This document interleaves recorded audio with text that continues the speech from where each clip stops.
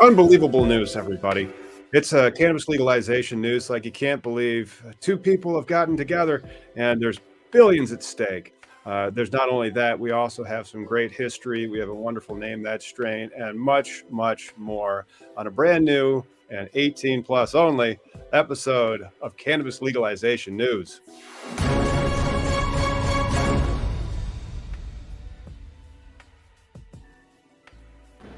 What's up, man? What's up, buddy?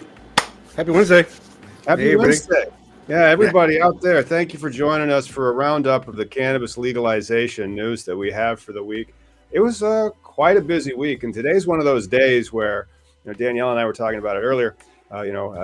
So you don't know what's going to happen on that day when you wake up, and today was one of those days. So, likes and subscribes if you've had one of those days where suddenly you wake up and you're like, man, I'm glad we didn't do a lead news story because that was a big story that broke. And then the hilarious thing was, Miggy, who's Columbia Care?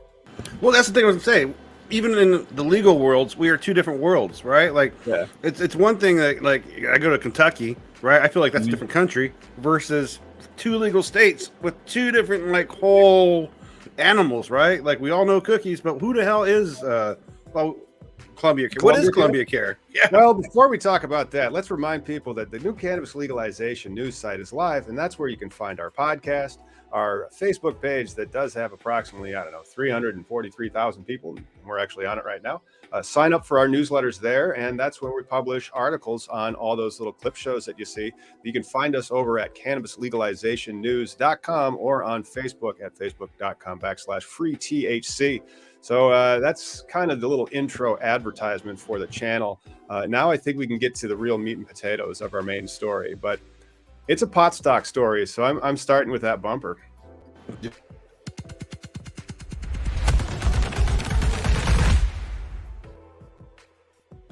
Out of huge pot stock news, CRCO has announced that it is going to acquire, and that is just, rich person speak for purchase, Columbia Care. And Columbia Care was announced that they have entered into what they call a definitive agreement. That means that there has been an LOI, and stick around until the end of the show when we do the How to Cannabis segment. There was an LOI out there for who knows how long prior to announcing of this definitive agreement. And the agreement arrangement will allow CRCO Labs to acquire all of the issued and outstanding shares. So this is a share purchase agreement. All those shares of Columbia Care, that's called the transaction. Subject to customary closing conditions and necessary regulatory approvals. They anticipate closing in the fourth quarter of 2022.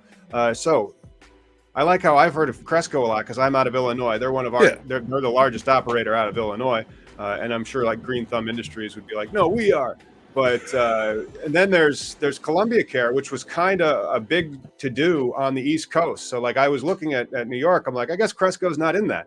But Columbia Care was, and Columbia Care was all up and down the East Coast. And so now if Columbia Care acquire and CRCO become one, man, they got it on lock over there. Yep. Is Columbia Care then, is it like one of those companies, did it start off as a wellness company or was it one of those ones that like, we'll just call ourselves a care company? Huh? Correct. And so like both CRCO and also Columbia Care were started as very large operators underneath their medical laws. I believe Columbia Care arose out of the New York medical laws, and then CRCO arose out of the Illinois medical laws. So the Illinois passed that back in 2013. I want to say it's approximately when New York passed theirs. New York's licenses, I think, were handed out about the same time Illinois were in about 2015. And then from there, they spread. Yeah, because we don't have CRCO here, nor GTI. I mean, at least I'm aware of. Columbia Care. Or Columbia Care. Like these, here it's still, your big names are not really multi-MSOs, or if they are, they're a dispensary, like Have a Heart. There's a Have a Heart here in Washington. There's a Have a Heart in California. Or even Sitka, our friends, the hash makers. There's Sitka here in Washington. There's Sitka in California, but not like a big company, not like a CRCO, something that has a board. There are not many companies that have boards here. That's correct. There's not many cannabis companies in Washington State that have boards. Maybe also not in Missouri. Some of the cannabis operators that I've talked to there, they say that they solve things at the kitchen table. And I'm like, boy, you have a boardroom for a kitchen table? And but it's one of those deals where it could be closely held, provided that they make it not such a huge industry like they made it in the East Coast when they did their medical, and then also in Illinois where they did their medical. It just allowed for huge corporate needs, because when you start getting like, more than $5 million in an operation together, usually aren't just, one person who owns it. I mean, like even like medical groups, right? Like let's say you're doing optometry and you're just doing the LASIKs and you're clipping along at $4 or $5 million a year. You still might be a part of a medical group. It might not just be the person who owns it. Yeah, sure. But with this, I mean, that's a pretty big deal. Is Cresco sold over an American market, or is it in the Canadian market? No, it's not necessarily sold in any. And so Cresco is probably listed on the Canadian market, but then they're on CSE, so that's the Canadian Stock Exchange, as CL. But then they're traded over the table, and most of the stocks that you see in America that you think are traded, you can't actually buy them. They're just traded over the table. They aren't traded in a regulated exchange. So they have that proxy exchange over there in Canada that they could use then to set valuation. So yeah, Cresco in America is CRLBF. And then in Canada, it's just stock ticker CL, Cresco Labs. And in America, to get involved in that stock, you'd have to be a big player, right? You already have to be involved in this, right? It's not like I can buy them on Robinhood. Yeah, you can. Or can I? Yeah. I've purchased marijuana stocks before. Okay. Right now, Cresco is... this says it's down, 5.67% today. It's trading at $6.16. I mean, as the news spreads, and again, we've proven that cannabis is recession-proof. So let's talk about that in our next story then, because we have a new story that's also kind of in stocks, and we could share that. How the United States cannabis industry weathered 2 years of pandemic upheaval. An infographic by Bart Shaneman, who's an editor at MJ Biz Daily, is what we are sharing. And so year over year sales increases. Look at that, a 777% sales increase year over year going into the pandemic. So that's that big spike. But then you have to remember it's year over year sales increase. And so it's only down to 53% increase over 2020. And that makes a lot of sense, because if you look at this as just a regular graph as opposed to something that looks, purposefully warped, there was a big ramp up in 2020. And then what that other number means is that it held steady. And so it did continue to grow, just not as much on a year over year basis. But what else doesn't happen in off years? Elections. And so there hasn't been any new market opportunity yet. And so that the East Coast is coming. Well, and then, pandemic has proven like more people, with the stay-at-home stuff and just everything closing, more people consume cannabis. Like it became more people turning their ways towards cannabis, and even the truckers, right? Like how we talk about how 56% failed, their P test that proves nothing. Right. Of course, cannabis is going to be a good market, be able to ride through it, Right. And that's kind of what they're saying right there. Record levels in 2020, people bought a lot more weed, but you have to remember that could also be explained because Illinois came online. And suddenly you have over $1 billion, and so did Michigan. Michigan and Illinois came online. So here's $2 billion extra. And so that $2 billion very much, hey, shout out to Chillinois. You go follow them on Instagram, guys, at Chillinois.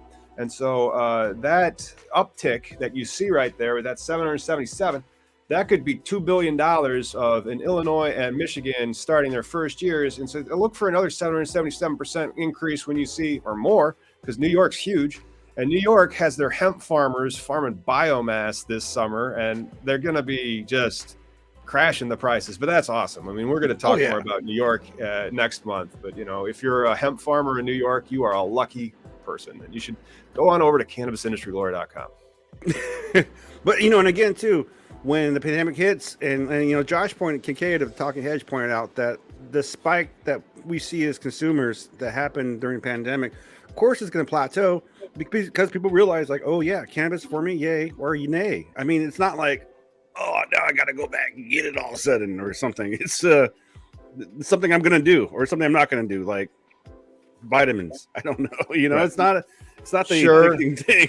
Sure, but then like again, The biggest reason for that uptick are two new markets, and those new markets were Illinois and Michigan. And those new markets are going to be Virginia, they're going to be Connecticut, they're going to be New Jersey, they're going to be New Mexico. New Mexico only got 2 million people, but they got a good program.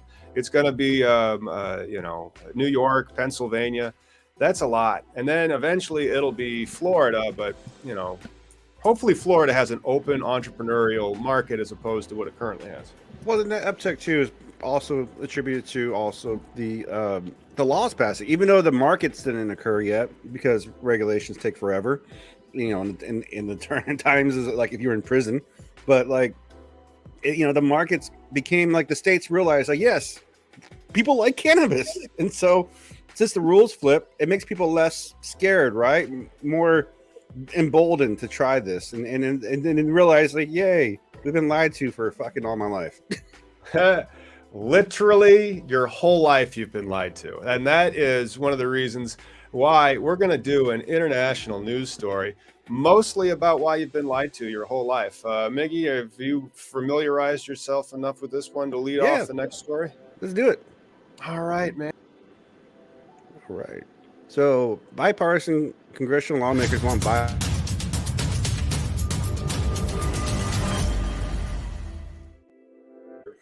Bipartisan congressional lawmakers want Biden to push UN to end international marijuana ban. This is how the war on drugs has been exported for years. So a bipartisan duo of congressional lawmakers filed a resolution on Friday imploring President Joe Biden to yield his influence to get the United Nations to end the international ban on marijuana by removing the plant from the list of controlled substances in a global drug treaty. That, Representative Nancy Mace and Barbara Lee introduced the measures as UN's Commission on Narcotics Drugs wrapped up meetings for its 65th session this week in Vienna. There are lots of people every year that I know, activists, have been going to this, and pushing this. So good on these two reps for showing up and pushing the UN. Bipartisan. South Carolina working with California. What's next? Dogs and cats living together? I mean, it's like we're America or something, right? Like we're all like citizens of the same place, and we all have a common thing involved. Like, are you crazy? We're Americans, not Americans, right? And so that's really good that they're asking for this. Unlike the U.S., Schedule 4 is the strictest international drug schedule, whereas Schedule 1 is the most restrictive federal classification, and that's probably caused entirely because either the rest of the world or America was like, "How are you doing it? We don't do it that way." And so the concurrent resolution is going to express the sense that Congress of the United States representatives, the UN Commission on Narcotics, should use the voice vote and influence the United States to seek to deschedule cannabis from Schedule 1 of the Single Convention on Narcotics and Drugs of 1961. That is the law that they used in the 60s to just export en masse their nation's drug laws and the prohibition of cannabis. Remember, we had the activists from India on that mentioned that they didn't go and give into it until like 1985 or something like that because they finally needed the money. It's a sacrament. It was a sacrament. It was a religious sacrament that they held on to until they're like, yeah, we like roads or whatever it is that they need. I mean, right. Yeah, I mean, that's what they did to Alaska, in the early days when Alaska was able to grow 2 plants. Before, Alaska was legal in the 70s. And then they're like, oh, you like roads? No, we're not going to fund your roads because you have this federal law against, it's like saying, we're going to ban you for enforcing colored, drinking fountains or not enforcing it. It's craziness. The laws. Man, we have some craziness coming out of Alabama later, but we're going to talk about what they think you can do to a woman's body in a bit. I'm still stoked that this international news is getting out there and that we're leading on it, because we led on it 61 years ago in the early 60s when we were like, drugs are bad. Okay. You like that government money, right? And now I'm glad that we're leading on changing it back because then you can have a lot more cannabis companies all throughout the world. Well, the toothpaste is out of the tube, right? Like just the drug ignorance that we've enabled has harmed our society more than it has, made it for the better. How many, the cure for cancer could be locked up in jail right now. We don't know. We don't know what lives the kids are ruined all because of the law. It has nothing. Well, not only that. I thought maybe you were also referring to the abject lack of scientific inquiry analysis into the cannabis plants in the United States for the past 85 years. All of the science has had to happen off sure, like mostly in Israel, but that's just ridiculous. And instead of us researching about this plant and how we can actually use it, to be energy independent or have a different pharmacopoeia of substances that we might be able to use to treat our ailments in a substantially safer way. Can you believe that? Energy independence. I was just thinking about that the other day about battery technology. Like my kid asked me, was bitching about the gas prices like everybody does because it sucks. Yeah. Right. But I also remember when gas was like $1.10 when I was a kid. Right. So there's this constant influence of people, OPEC, who control something that involves our society, and in the end, if we were to legalize it, have hemp growers, hemp batteries and more battery cars, we would not have to be enabled or emboldened to these people. Right. We do, we would make their commodity worthless, exactly, which is it should be. And then the other thing is, think about all the building materials. We don't need to be chopping all that crap down. But that takes time. And then that could have been something, the subsidization of hemp, that could have continued. And think about the building material technology that we'd be able to have, or the shirt and the garment technology that we'd be able to have, or the batteries. Cotton paper, batteries, yeah, like you're talking. Yep. And so that was really stupid of us to have done that. Yeah. We set ourselves back 100 years instead of being more progressed. Like there's just we lied to our people to try and control them, only to hurt the overall society, and is how it's played out. Show me on the doll where prohibition has worked. Well, maybe here prohibition worked here. Yeah. I just that's the thing, man. It's just like it's almost 4:20. I know we're trying to stall a minute, but just a minute. We got a minute to stall. Miggy, I'm a lawyer. Oh, we stall professionally for months. You mean your whole market? No. Well, we will talk about all the crap that is Illinois later on in the show. But for right now, it is 20 past the hour. So that means that it is literally 4:20 somewhere.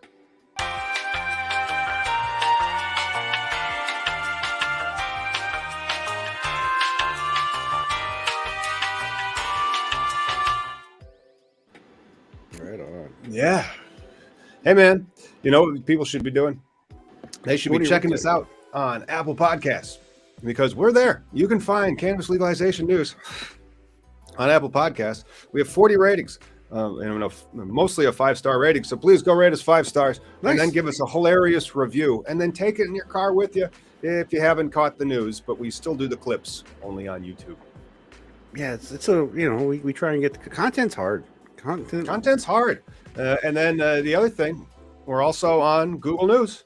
Don't forget to check out Cannabis Legalization News on Google News. You can find us if you go to Google News and search for Cannabis Legalization News. You can follow us there. So you've been advised.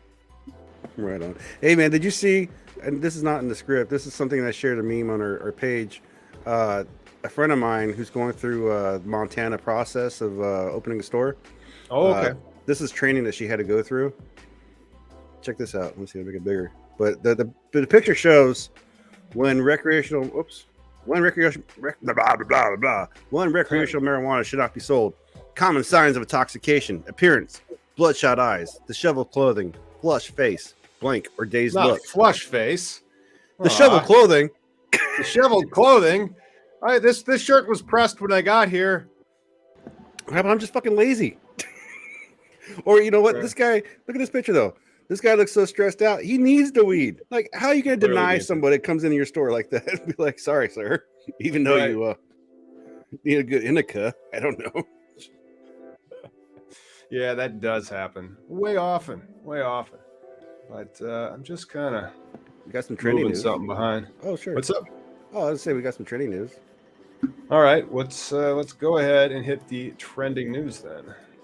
It's a little bumpery. There we go.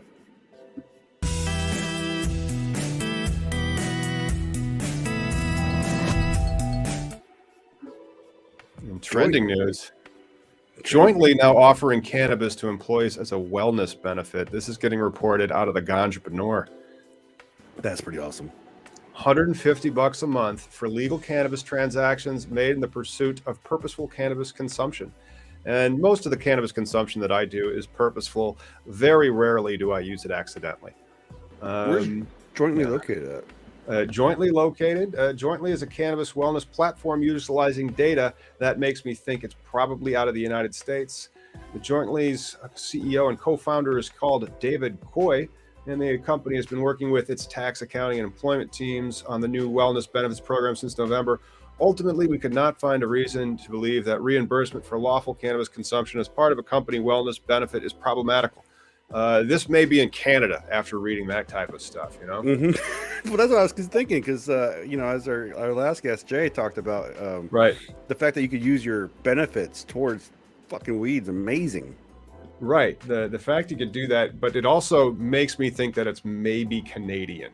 And so no, this says he is in LA. Oh, so nice. Maybe it's LA. And if it's and then here's David K. That's the Coy. Let's see where he's at. He is, I don't know, Denver metropolis area. Okay, so this is in America. So good for Jointly and the new employee benefits program to pursue better well-being with the option of including purposeful cannabis consumption.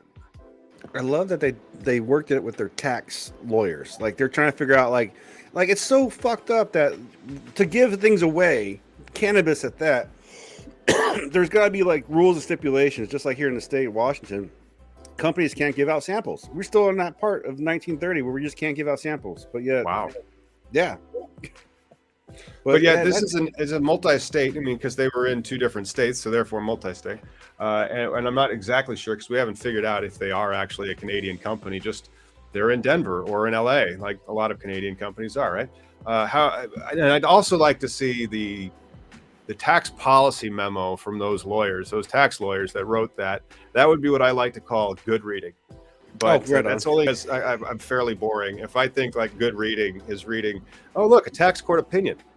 Neat. Yeah. It's kind of how we get in this mess, though, man. Lawyers. Well, it's just what you do as a lawyer. You read opinions, and then you go like, that's not what the law says, or that's not what the facts were. We should appeal this. But then that's the litigation style of the practice, as opposed to the transactional style, which I've been doing. Right on, man. Well, I'll get more into litigation here shortly, I'm sure. But then there's some more trending news, which is great because like this is one of those stories that it's one of those states that just can't get out of its own way. Seriously. You know? Right. And so let's go ahead and get to that one. That's Kentucky is passing the medical cannabis reform, and it is inching closer with the House's passage. So the House has passed HB 136, which would allow doctors to prescribe medical cannabis to patients by the 1st of next year for only 6 qualifications: cancer, chronic pain, which is, of course, your catch-all, and epilepsy, seizure disorder, multiple sclerosis, chronic nausea or cyclical vomiting syndrome, and post-traumatic stress disorder, PTSD, also one of the catch-all prescription elements. And so this is what I would call a wide open, only 6 qualifying condition list. Because how many things fit into chronic pain and how many things can be fit into the PTSD aspect of it, which is good. It basically means that any patient that wants cannabis in Kentucky under this recitation of what it means to be a patient should be allowed. And then you get to the next one. The proposal would prohibit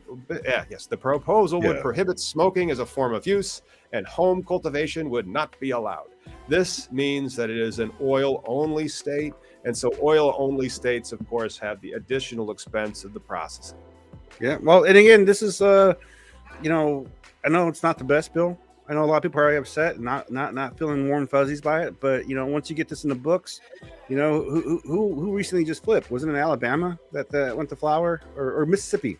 Because this started out as an oil only state. Say that 10 times. Oil only. No, I'm just gonna look that. I mumble a lot. But yeah, man, I think Kentucky, they should do it. The vote was 59-34. So that shows, I don't know I imagine Kentucky is mostly a Republican heavy state. So, that must show that there are people, we know they're all fucking Americans, right? More than half the goddamn nation's pro cannabis. Like, this is, oh my gosh. Yeah. It's a nonpartisan issue.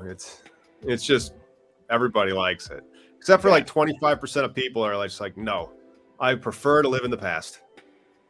It just makes no sense, man. And again, once the rules come into play, it takes a long time to get to the level where, like here in Washington, or for you, unfortunately, it's so expensive because your market's fucking frozen right now. It's crazy. Oh yes, but that litigation may thaw one day, or it could be next year. And then Cresco just took over the East Coast, so look for a wonderful rollout of all of their products coming soon to a dispensary you don't own. But again, are these big MSOs who are like Cresco, even though they're buying all these licenses, are they good? Are they good business? We don't know, because they still have monopolies for the most part, in limited monopolies in each state, which is crazy. Yep. Well, let's check back in on that the Kentucky news. The common denominator is drug addiction problem. Americans started with marijuana, says Fuentes, who did not offer scientific evidence to back that claim. But at least he offered certainty of probability of 99.9%. And so this is a non-supporter. And so he is foreshadowing what may happen in the Senate.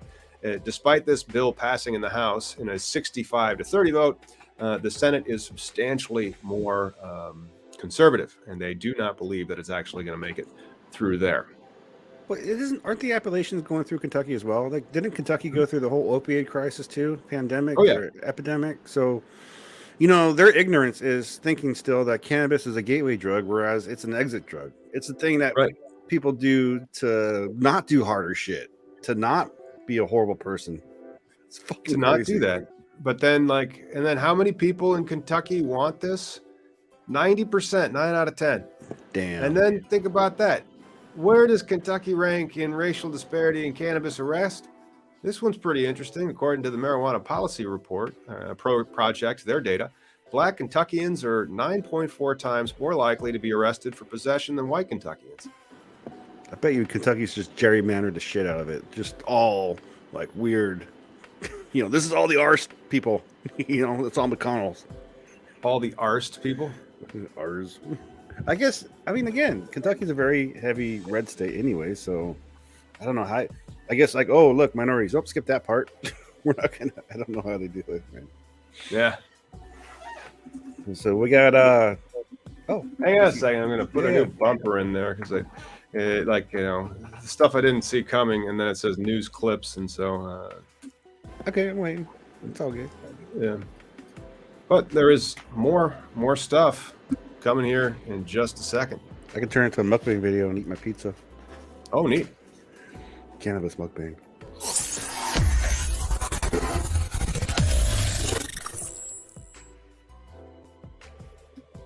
And then in shit we didn't see coming news, out of Georgia, retailers have won a restraining order over hemp-derived THC products. So the Georgia retailers have pushed back against the overstepping attorney general in that state that said, or the Atlanta area district attorney that had been aggressively trying to shut down the hemp-derived THC product sales.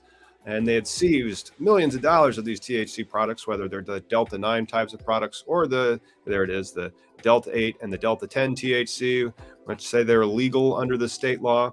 And they won in that. So it means that under state law, the CBD products are legal, and that's created confusion in the market. But they were not able to shut down those hemp and vape shops in Georgia that are selling the Delta 8 and also the THC. No, that's outstanding. Georgia is a special kind of stupid. They're the same state that just settled a lawsuit with a party of, I think, 54 people. They went to a party and raided it and found an ounce of cannabis and arrested one whole ounce, and no one said it was theirs. And nobody claimed this ounce. This must have been one busted janky ounce. One magic ounce, right? Like, even if they were to divide that ounce amongst 64 people, it would be like 0.001, grams. So, like, not even a violation. You're getting arrested for a seed, kind of, sort of. Mm-hmm. Yeah, Georgia's special, man. I'm glad that the person pushed back and won. I'm surprised that it really was on their side, though. Good on them. Yeah, well, that's one of the tricky things about these hemp companies. They do come with risk, especially when they want to move those types of products in the retail market. And you always say, like, well, somebody can come in and try to shut you down if they want.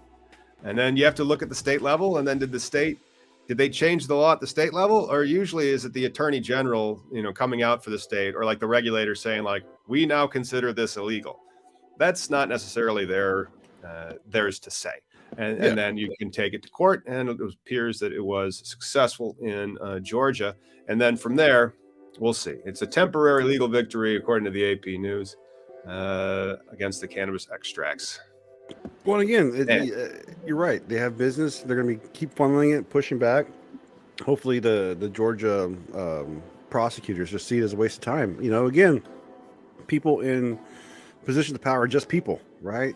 So ride them, push them, pressure them if you're in Georgia, because that's how we get things done. Mm-hmm. And then, okay. Pretty interesting. Well, there's just reading the actual AP write-up of it. And so there's a lot of confusion. Pate said, it's not prosecute people and take all their stuff off if there's a legitimate question that it's legal. There's a legitimate question that it's legal. And that was attorney Paige Pate. Shout out to him. And then they sued Austin Gaston in the state, asking a judge to declare the hemp-derived Delta-8, Delta-10 are legal. So is CBD, CBN, and CBG. And they want them to block further raids. I love how they ask if it's legal. Never is, should it be illegal? Well, that's where it gets into this weird thing that was happened when the hemp law split the cannabis plant into two unique legal distinctions, one being an agricultural commodity, and then the other one that has any more than 0.3% Delta-9 THC being the most heinously controlled substance in our federal laws. So it is simultaneously the most controlled substance and corn, and so it's just ridiculous. Yeah. It could be a t-shirt or a good weekend. It is something magical. And I just, shout out to all the good people that are fighting the good fight in the state of Georgia or in other states that try to encroach on the hemp entrepreneurs that are out there, still selling the stuff that people want because they aren't allowed to sell the stuff that people really want. And then again, the people are so innovative when it came to discovering Delta-8 and Delta-10 and all the other cannabinoids. They're not so bad. They really aren't. It's not the full entourage. I'd rather have a nice, well done, well farmed meal, but I'll take fast food if I can. I mean, if I have to. Yeah, starving, and you got to take that fast food. But then you prefer to try to plan around that. But then sometimes you just start running out of time, and that's where things get. Well, I would truly want organic everything and all the other stuff, but it's just reasonably not affordable. So that's why, there is that. It can get reasonably unaffordable, which that does kind of suck. It does kind of suck. Oh, good steak sandwich for steakums. Yeah, that sounds delicious. Hey man, should we do some Name That Strain, or should we do another story that I wasn't expecting? Let's do the strain, but is this the one? I think this was last week's. Yeah, I updated it. I just got a new one. So we have a new one that I just put in, but it still says the old one on the notes. So let's go play a little bit of Name That Strain.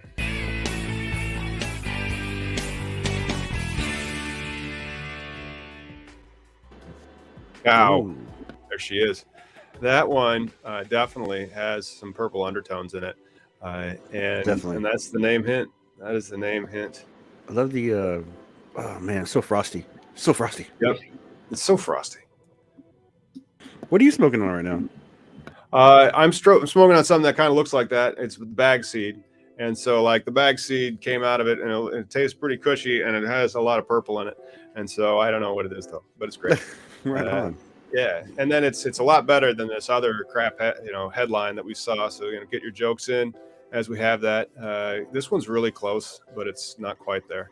And then also really close, but not quite there. I mean, the purple is definitely, and then Logan, of course, just way back downtown just drains it. So yeah, Purple Punch. That is the name of the strain. Shout out to Logan Gangier in Indianapolis. He got that one nice in short order. So we can go ahead and let me just get over to the overlays and take that down and then put that up. And so Purple Punch, according to Leafly, that might actually have been that, is a sweet and sedating union of indica dominant strains bred by Larry O.G. with Granddaddy Purple. Astonishing trichome-laden Purple Punch was born smelling of grape candy, blueberry muffins, and tart Kool-Aid. This potency of the strain gives the consumer a 1-2 punch to the head and body, initially landing between the eyes and settling down into the limbs. Purple Punch is a delicious dessert strain that is best suited after dinner. Its effects may help with managing nausea, stress, minor body aches and pain, and sleeplessness. So yeah, that's what ails you. Terpenes. Terpenes are good. Terpenes are good. I can smell that from here. Yeah. You know, there's another one that's not good. This one was not good this week.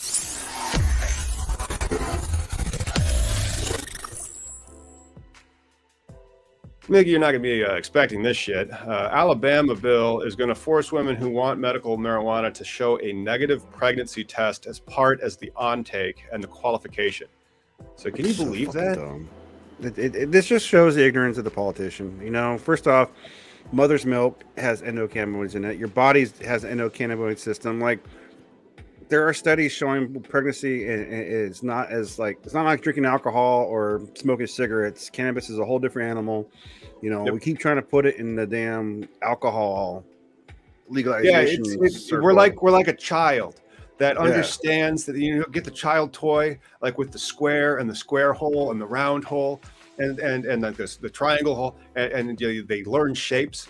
We're like that child sitting there with the square peg, just trying to put it in the round hole and going like, how come it's not going there? Because you're putting hemp into there. That's the square one, you know, and it just, but they don't get it. They don't change the law, and so it's still out there. Look at this, the stuff that's going on. Senator Larry Stutz filed the bill that would amend the state's medical marijuana law that was enacted last year by requiring dispensaries to have women between the ages of 25 and 50 provide a negative pregnancy test either for a physician or documentation of a certified medical lab that has been ordered by a licensed physician in Alabama, and that document must be within 48 hours of the purchase of weed. So you have to keep getting a doctor's note when you go buy your supply before she may purchase any medical cannabis except in the capacity as a registered caregiver. I mean, reading that stuff, you just go, he's got to be kidding, right? Well, this require women of childbearing age. Like, what kind of fucking archaic verbiage of telling a woman to control their body shit do you have to, like, this is just dumb. And do you do this for alcohol? Are you requiring piss tests for fucking booze? Can she buy a 6-pack, whatever? Yeah, that's right. Again, have you banned pregnant women from buying liquor? But what about children? What about pregnant women going into the liquor store? For that woman to buy liquor, does she have to take like a breathalyzer? Does a woman need to take a breathalyzer to buy vodka in Alabama? Does she? I mean, they have drive-through liquor stores there. Are you fucking kidding me? Like, does she need even like to? I don't know. Most shit in the store can kill you, anyways, right? Like all the cleaning products. Like, does she need a fucking pee test for that too? Like, this is ridiculous. I don't know. Overstretching. It's churlish. That's what it is. Yes. Yeah. Oh my goodness. But yet there it is. And so like this is out of marijuana moment. This is one of the biggest news outlets in cannabis. They have some of the best software. We pay them $25 a month, and then you can check on their they track all these types of bills. And so when this one came by, they must have been like, oh, neat, you know? Yeah, no, seriously. You know, Tom, they do a really good job of covering like this across the nation stories that pop up, you know. Before him, you know, it was just like dumbasses like me and Google who'd write like blogs and stuff. And, you know, he's got a coordinated DC effort going on. So like support Marijuana Moment if you want to know more about policy and just really, you know, because we talk about how to do it, right? Like the parliamentary process is long and boring, and you know, Safe Bacon Act again stalled. More acts gonna, you know, everything's stalled. It's just fuck. Yep, everything is stalled. It's quite frustrating, isn't it? It is. All right. Well, you know, I'm just having a blast over here, trying to figure out what the next news story is, and and how to cover it, but I'm also trying to get something for covering that next news story. Because I think it's time for us to go in the way back machine. Way back to 50 years ago today. Boy, do we have the bumper for you.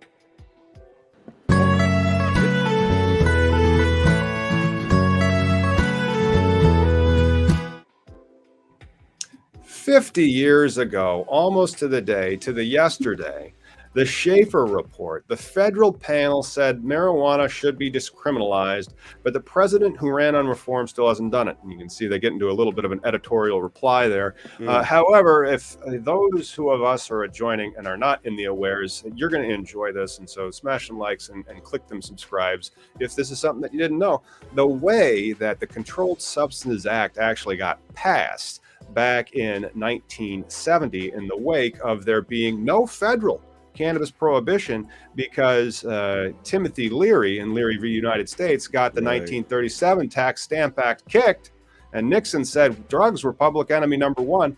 They put Schedule F, or Part F, into the Controlled Substances Act to commission this study called the Schaeffer Report to determine whether or not the facts that Congress was finding to put the substance into Schedule 1 was valid. And it turned out, no, it was not. Now, this means that Congress punted on its vaunted finding of facts powers and gave it to an administrative study that was done and then published and then disregarded. Yeah, and that's so the best part. those facts supporting the Schedule 1 classification are still one of the reasons why this law is constitutional. But we don't really believe it's constitutional over at our Facebook page. And so, boy, talk about the studies that we still need to do. Right. So this was the Schaeffer Report, right? This was indeed the Schaeffer Report. That's right. What was the Guardia Commission? Was that just a state? The Guardia Commission was before that. That was like on the wake of them doing the first federal prohibition. And so that was more along, and we'll do a history on the LaGuardia Report in the future. But this was, look at that 14-member commission that they put together, appointed by Nixon himself and congressional leaders, and they recommended decriminalization. My goodness. And they still never did it. And one of the things that I thought was good in these links had to do with a link out, and there's a link out to the old stuff that I used to read all the time, the drug war library or the drug library, because they actually have the Schaeffer Report published. That was the normal email. So if you're not a normal's emails, you should be. But then they had a link out to that druglibrary.net of the entire Schaeffer Report. You can go through how detailed this study was, those studies that people still want more of. And then the studies that, maybe we should show that senator from Alabama who wants to infringe on your rights as a woman to buy weed. I tell you what a time to be alive, Well, it's not in the notes, but it was shared in our Slack. But this is we need a new bumper of shit we've talked about that you've heard it here first before, but now because it's all about regulation is so effing boring. Like the whole policy, law, creating society is just boring. Like there's no quick fix, right? But Cannabis Industry Journal reporting, and then I've talked about this first because I'm into the engineering side of things and whatnot. But ASTM, which is a huge nonprofit, really how we know like manufacturing processes behind the way. Like the same way if I were to give you a pound of cheese, and it's going to be the same pound of cheese here in America versus England, you're right. Well, in England it would be in metric. Well, but they would just convert it to grams. But if they had a pound, right, like a pound weight, it'd be the same pound weight versus, so there's a standardization for everything, right? And here the ASM launches a standard for international intoxicating cannabinoid symbol, right? It's just a symbol. It's just this. See the little pot leaf right there? That's a little package that's going to be in every package across the world one day. Yep. But also, go ahead. Oh, when I saw that come out, I'm like, I might want to update and amend, because you have your labeling plan, right? Your packaging and labeling plan, and your packaging and labeling plan is going to change depending on whatever jurisdiction you're in, but you still go where are the packaging and labeling regulations? Oh, they're over there. Thank you. And then you take the one that you already have and then you put a new one together. But I would probably add this to my packaging and labeling plans already, because and then in further compliance with future-proof standards, we will incorporate the ASTM, cite it, and then show it. Well, show it if you have pages to show it. Yeah. Don't show it if you are on a page crunch. Well, in the ASTM, they're really good because it's not just this one topic, one thing that they created, right? They're doing different things for like cannabinoids testing, but it's all like real scientifically figured out type scenarios. It's not like a 9 out of 8 times this will happen, or whatever. No, it's going to be like this is consistently what this is, and that's the standardization. That if you're really into like legalization, like boring regulation, if you are, you probably already followed ASTM, but you should follow ASTM and check out their cannabis section. It all costs money though to be part of it, just like NIST or the A2LA certifications for the labs. All these things. It's all documentation that they're putting out that is going to be the basis for future federal regulation. The GMP certifications, the DUI bullshit. Like, there's so many spectrum of how to regulate this plant. This is not being properly regulated at all in any state. Right. Well, some states are trying harder than others to regulate it, it seems, and try to get it right. Yeah. Yeah, I don't think anybody's out to burn it, but then again, there's deep pockets, the money, the tax money. We still don't know where all the tax money in this state goes. That shitty ad that I showed you, the train. Yeah, we don't know. It's kind of built into a general fund. Like, it's not. Huh. There's a little bit that goes to. It's not like Colorado where they can say, "Look, we built playgrounds and stuff like this." It's we're not the perfect utopia that most people think Washington is. This liberal utopia. Right. Well, you guys do have some data that you publish, at least on a per license basis, regarding revenue numbers, and so they should know. They know where every dollar has been collected. Yeah. After it gets collected, then where it goes, I'm not really sure. Yeah, that's a problem. And then the thing too is the governing body for the cannabis out here, the LCB, they're appointed by the governor, so they don't answer to anybody. That's the problem. Like when they put out these statements, they talk about shareholders, right? You would think the consumer was the shareholder, the citizen was the shareholder. That's not who they're placating to. They're placating to the companies and the associations that are showing up and taking them to dinner and inviting them to their conferences. That's who they're placating to. It's fucked up. So they say their constituency. No, shareholders, people who invested. Shareholders, people invested, constituency, same thing. I know. I hate it. Yeah, well, it was an interesting moment in history just to see that, they came out with the studies, and then it's been 50 years, and then did that matter? No.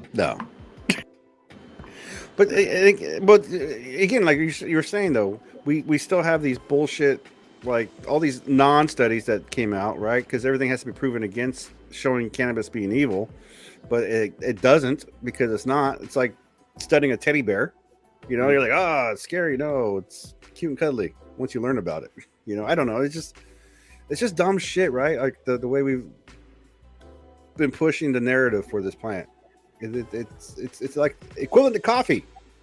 It really is. But then coffee is a stimulant. I'm not sure how you would classify cannabis. I think some of it can be stimulating, some of it is more sedating.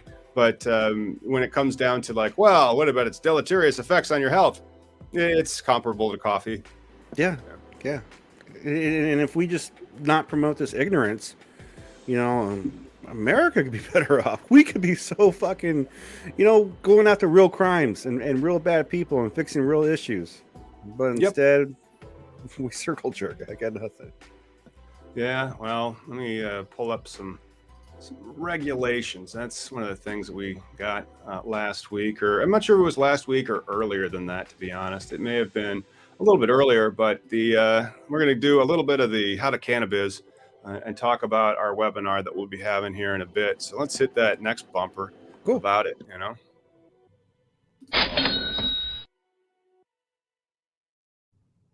Oop. Hey, it's me. And then I didn't check who was on first on that. And so when I did that side, Miggy was going to be there with the regulations. So we're going to talk a little bit about how to cannabis in this episode of Cannabis Legalization News. We have regulations now out of New York, and New York State has come out with their conditional adult use retail dispensary regulations, Nice. and then how they can be eligible and all this other stuff. So there's 36 pages, and then what do? We make it into a checklist, because now this checklist has all these elements that you're going to have to get and put together in your application. And the application appears to be fairly complex. I mean, they even ask for audited financial statements. But then that's one of the reasons why we put it into a checklist, so that the regulation compliance will be something that you can get going on right now if you want to get into a adult use retail dispensary in the state of New York. However, when you look at the eligibility, it really appears that you're going to be kept out kind of a bit. You know, you have to have been in New York. A majority of the ownership have been residents of New York by being physically and present of the state for not less than 100 calendar days during the current year, or 540 days over the past 3 years. So I guess this is for the snowbirds, that they're okay. And then it has to have this applicant. That means it's justice involved. And so this justice involved, remember that headline that you saw going around about how the first 100 dispensaries were going to go to people with prior marijuana convictions? Yeah. These are the regulations. That's pretty dope. That's fucking awesome, dude. That's who getting the first pick. It is. And then you have to find the eligible people that are going to be these justice involved individuals. And they also have to have businesses. So they need to be convicted of one of these, or be a parent or child, spouse, or dependent. And see, that's kind of nice that they've expanded the family map, because if it's just you, that makes it a little bit more straitjacketed. But then if it's you and your family, then because that offense may have negatively impacted you, because I think they're also requiring you to be a business owner. What if you get the double whammy and you're just one of those guys that are presently in business and get arrested while you're in business? Did you have a business? Can you apply for the license? Because they're like, I just got arrested. Yeah. Just wondering. Right. Well, it's just, there's a lot of new regulations that came out of New York in the past couple of weeks, and so much so that we're going to be doing a webinar on them, because it's not just and so there's a link to this webinar in the description section of our episode today. And it's not just the retail that we have the regulations for. There's actually an application period going on right now in New York for cultivation. Outdoor cultivation, adult use, is coming to New York. Man, that's exciting. Now, what's the fees ahead of time? What are the requirements for that kind of stuff? We'd have to see if the fee aspects in those regulations there. But with the hemp ones, the hemp farmer into the cultivator, they're quite reasonable. Like, I remember them, and these are the regs, there are 13 pages of them. I remember them saying that there was going to be something like prohibitive, like a $500,000 application fee. But no, when they actually publish the regulations, there's only a $2,000 application fee. Oh, that's and not they bad can they can start getting going, but it's a very large plan. So it looks like it's truncated at the beginning, so you can start getting going. But then within 30 days of them issuing you have to get more of those plans together. So they're kind of telling you, here, you can get started, but then, get your consultants and your other people on the line to start getting us this stack of documentation that we're going to need to make sure that you're compliant with our regulations. Do you need to have the location already until? Yes. And so you already had to have been a hemp farmer farming hemp. Remember that one hemp farmer we had on 2 years ago? I wonder if he's still farming hemp. Oh yeah, he has Blue Dream Radios. I follow him on Instagram. They're some lovely. Let's give him a shout, because let's see if he's doing this. Because if I was a hemp farmer like him in New York, I'd be jumping all over that. Hate proof asked if we're Mac 1 or Pineapple Express today. I'm gonna say I had a wedding cake earlier. You don't know you're smoking. You got backseat. There's that. And so, but it looks a lot like Purple Punch, and its flavor profile sounded very similar as well. And so I'm assuming that it's got some purple in its ancestry. No, just a little ball weed though. Yeah. What else we got going? All right. Well, I think that's about it. I think we wrapped up our news. Shit. It's been about an hour. I just wanted to thank everybody for coming out and watching and joining us to stay on the news for this week. And hopefully, how's things out in Washington? Are you doing all right? Oh man, I missed the pandemic. Why do you miss the pandemic? Like, I'm just It's getting upset so- that it's raining outside. It's like, man, I could be taking a walk right now. Well, I took the bus today, and the city's fucking busy again. Seattle's open for business. The traffic's happening again. You know, I just missed my commute when I drive is only 30 minutes, but because people suck and are in the world, which, you know, I love you guys for watching us, but it takes me an hour and a half because people. So I take public transportation, but then now it's just becoming another like shoving people in the big can again. And I mean, it's cool. We wear a mask in the bus and stuff, but and like at work, I don't do it here because I feel pretty confident that the people I'm surrounded by are intelligent human beings that are, you know, vaxxed and don't come to work if they're sick. But things are busy here again, man. It's cool. The weather, once the weather turns again, that's gonna be the one that's exciting. So it's yucky and rainy and busy. Yeah. Nice. Well, you know, I do want to shout out to all the members that support the channel and all the viewers. Hey, one of the best things that you could do for the channel or the podcast, if you're listening on your commute, is to tell somebody that you know in your circle about it, because that's really what recommendations and references and referrals, they leverage not us but you. And aren't you important? Of course you are. And hopefully we see you in the credits, because that's where our members go. So thank you, and we'll see you probably Sunday. Oh yeah, we got a guest, right? No, we need to get a guest booked. So we have plans on booking a guest, but we haven't gotten a guest booked. We've been trying to get a guest for Michigan to be topical, because Michigan has changed their laws for Detroit. Detroit's trying to get their adult use head out of its ass. And so like we've had him on the bubble, and it's just like, oh, they're continuing it. Oh, they're continuing again. And so like there's nothing new to report. Nothing. And so like we'd be jumping the gun. So I'm just kind of like having him out there, and shout out to John. He'll be on soon. Maybe we should have Luke on, see if Luke's, you know, we haven't talked and touched base with Luke in forever, if he's got time. Definitely. Cool, dude. All right. Shout out to all the, enjoy the week. Shout out to all the people, and see you next time. Bye.